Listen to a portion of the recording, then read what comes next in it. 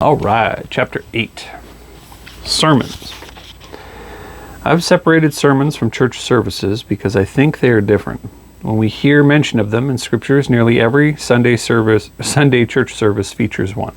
But being the guy who is daring to talk about God and the internet, have you ever wondered why we have sermons where we do and how we do in church services? I mean, we spend hours in church listening to people expanding on the text of scriptures or justifying a concept or topic with them.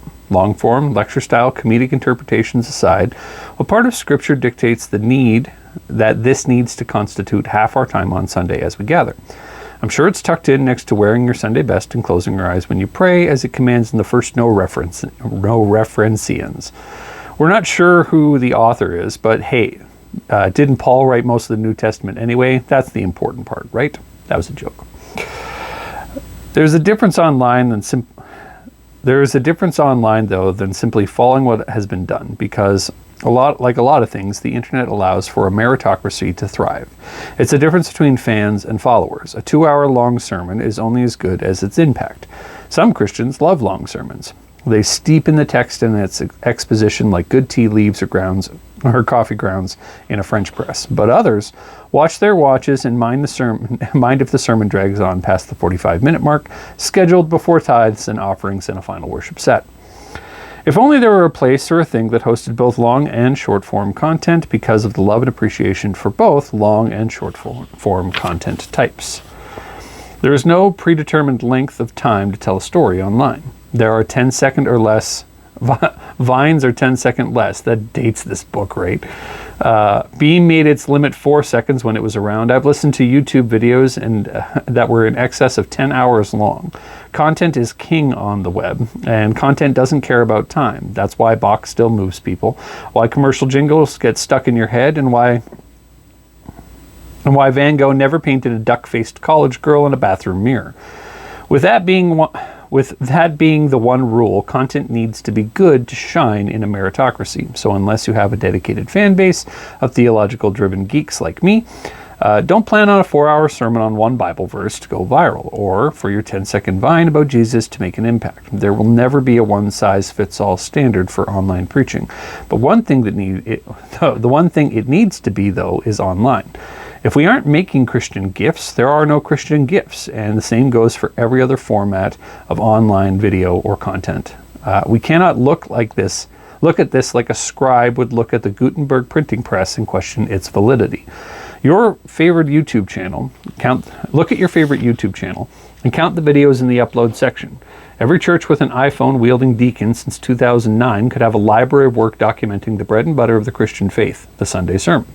That's over 520 videos per church per channel that could have been affecting the overall content arbitrage of the internet since 2009. And it's only if we use the trendiest video camera, and that's not only if we use the trendiest video camera on the market, that people always want to upgrade to the latest model when it comes out with an S attached to its name, your phone.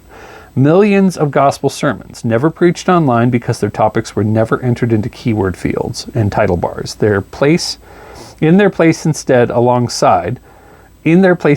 alongside are fail compilations, pranks, unboxing playlists, and let's plays of the latest trending video games. We can still swim out onto this boat. We haven't missed it completely, but honestly, how many of us took online video seriously when it began to boom? We need to cater to the messages of our sermons to the medium. Maybe long-form lecture-style content won't fly on the web. Maybe it's doing just fine, though, and with the rise of the popularity of TED Talks, we won't know if we don't try. Maybe we can fit the gospel into a 10-second clip. You won't know until you try. Paul didn't say by the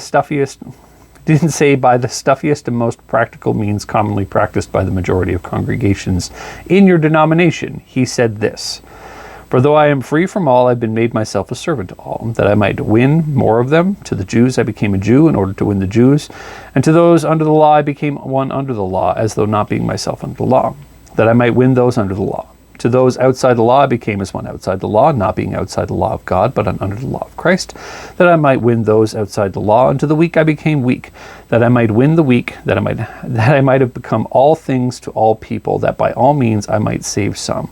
I do it all for the sake of the gospel, that I might share with them in its blessings." 1 Corinthians 9:19-23, ESV. That section is kind of where I take a hard deviation from my views on online church now.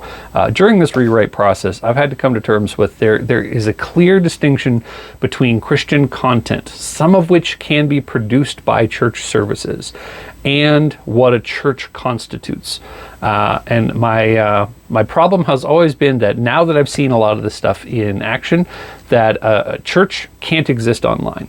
I don't think. It has to be an in-person expression. But the things that church does, or the things that churches do, those can be made into content and serve the church well to be made into content, to be put onto the internet, almost like marketing. And I think we don't want to call it marketing, like Christian marketing for the church, because it feels dirty, but that's essentially what it is. I use the term content arbitrage. Actually comes from Gary Vaynerchuk, if you're not familiar with him. He's brilliant when it comes to this kind of stuff, and he kind of sees past what's happening on the surface to what's actually happening with, cultures and how they use apps, all that kind of stuff.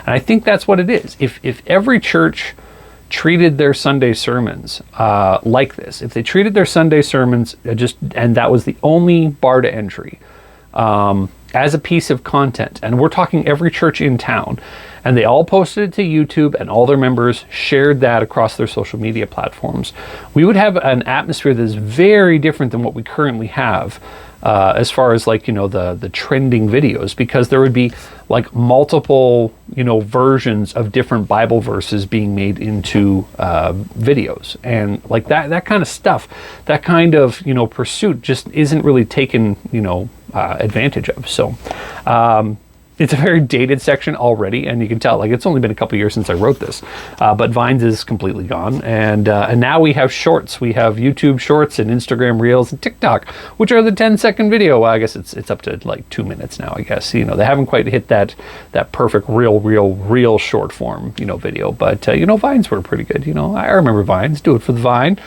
So yeah, that was that chapter, and I hope you guys like it, and we'll see you in the next one.